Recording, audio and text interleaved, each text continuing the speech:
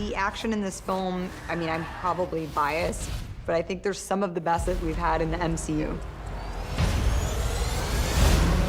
When you read it on the page, you're like, chase through Budapest, like, that seems cool. And then you get, you know, right before you're shooting it, you're like, how are we gonna be on the street? It's gonna be crazy. How are we gonna shoot this?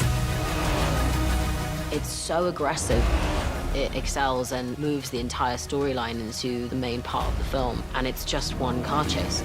Okay, you got a plan, or shall I just stay duck and cover? My plan was to drive us away. And that's cool. We had an incredible stunt team, and then a lot of it is also practical. It was a lot. It's a big, big process. It was so exciting to do, and all the stunt people were just so happy and excited that we wanted to be a part of it. They are incredible athletes themselves, and it's been a total joy being able to see what they're willing to do for a shot as well. What? What? I'm so happy with how it all came out. It was something I'd never experienced before. It's unfinished business.